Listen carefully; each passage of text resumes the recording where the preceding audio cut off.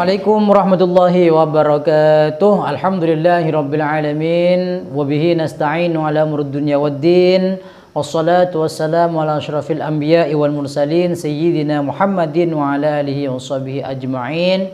La haula wala quwwata illa billahil aliyil azim. Amma ba'du. Para sahabat-sahabatku sekalian, para teman-temanku sekalian, mari ikuti channel saya ini. Mudah-mudahan bermanfaat karena apa yang saya sampaikan itu adalah pelajaran-pelajaran dasar keagamaan sehingga insya Allah mudah difahami. Mudah-mudahan seperti itu. Amin ya rabbal alamin. Pada pertemuan hari ini pelajaran kita dari kitab Tuhfatul Mubtadi'in telah sampai kepada makna la ilaha illallah Muhammadur Rasulullah sallallahu alaihi wasallam. Apa makna daripada lafaz la ilaha illallah, tiada Tuhan selain Allah, Muhammadur Rasulullah, adapun Nabi Muhammad yaitu utusan Allah Subhanahu wa taala. Adapun maknanya la ilaha illallah, ukirru yaitu mengaku saya, wa'taqidu dan meyakini saya, wa alla ma'budah tiada Tuhan yang disembah bihaqqin dengan benar, fil wujudi di dalam kenyataannya illallah kecuali Allah Subhanahu wa taala. Jadi makna daripada la ilaha illallah, kita harus mengakui ya, harus mengatakan atau mengaku dan meyakini bahwasanya Allah Subhanahu wa taala itu adalah hak nyata, bahwasanya Allah Subhanahu wa taala itu adalah zat yang nyata. Meskipun kita tidak mengetahui, meskipun kita tidak tahu terhadap zatnya Allah Subhanahu wa taala, tapi zat Allah Subhanahu wa taala itu jelas ada.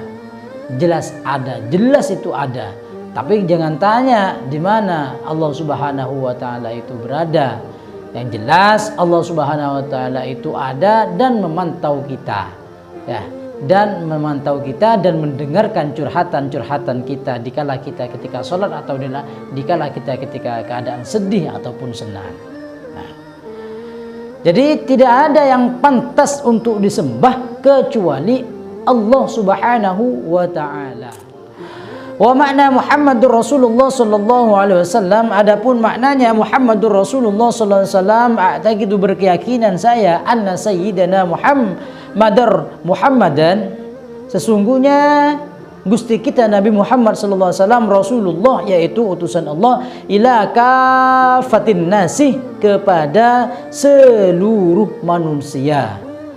Arsalahu mengutus siapa Allahu kepada Nabi bidinil Islam dengan membawa agama Islam.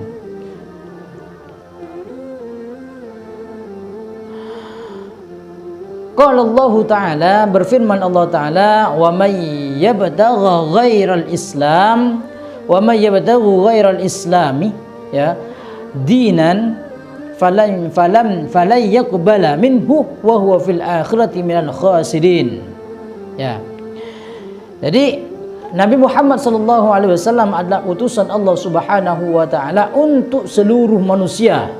Untuk seluruh manusia, kafatin nas, untuk semuanya manusia.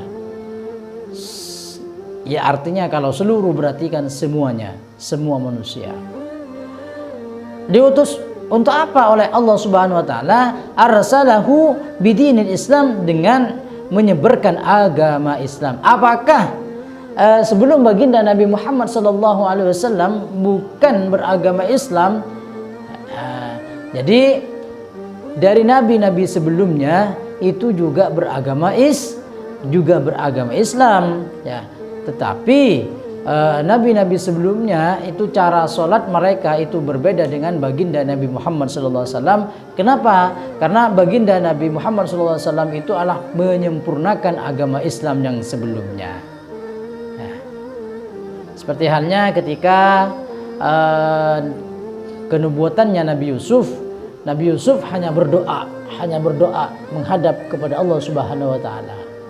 Ya. Jadi kita bagi umat Nabi Muhammad SAW itu berdoa ada, sujud ada, ruku ada, dengan berdiri ada, itu semuanya ada. Ya. Jadi Allah berfirman, barang siapa yang mengikuti agama selain agama Islam, maka Allah tidak menerimanya.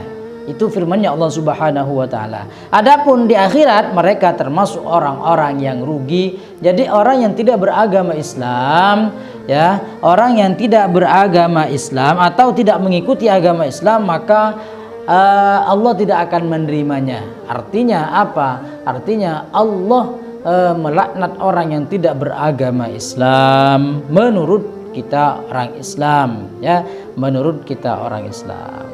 Nah, dan nanti kelak di akhirat orang yang tidak beragama Islam akan rugi seperti itu. Wala ilaha illallah hiya afdalu kalimatin. Adapun lafaz la ilaha illallah afdalu kalimatin, yaitu paling utamanya kalimat. Qalahan Nabi sallallahu alaihi wasallam wa hiya hismullah min adabihi kama fil hadisil qudsi. Ya, kalimat la ilaha illallah itu paling utamanya kalimat yang telah disabdakan oleh Nabi Muhammad sallallahu alaihi wasallam. Kalimat itu menjadi bentengnya Allah dari siksaannya seperti yang telah disabdakan di dalam hadis qudsi. Jadi benteng daripada kita agar kita tidak disiksa oleh Allah Subhanahu wa taala yaitu adalah kalimat la ilaha illallah. Jadi barang siapa yang ketika mau meninggal lalu mengucapkan kalimat la ilaha illallah, maka Allah akan mengampuni kepada orang itu meskipun nanti di akhirat perbuatan-perbuatan yang jeleknya itu dipertanggungjawabkan seperti itu, ya. Kalimat la ilaha illallah, ya, kalimat la ilaha illallah itu adalah kalimat benteng, ya, atau bentengku, kata baginda Nabi Muhammad sallallahu alaihi wasallam. Barang siapa yang mengatakan kalimat itu berarti mereka masuk di bentengku. Barang siapa yang masuk ke bentengku maka mereka selamat dari siksaanku.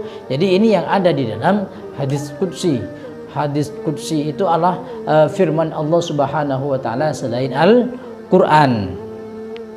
Oke, kita telah mengetahui apa tentang makna la ilaha illallah Muhammadur Rasulullah sallallahu alaihi wasallam. Mudah-mudahan bermanfaat bagi kita semua. Amin ya rabbal alamin. Meskipun belepotan apa yang telah disampaikan, mungkin ada beberapa kalimat yang keliru pembacaannya karena saya adalah makhluk yang biasa, makhluk yang banyak kesalahannya. Mudah-mudahan diampuni oleh Allah Subhanahu wa taala. Assalamualaikum warahmatullahi wabarakatuh.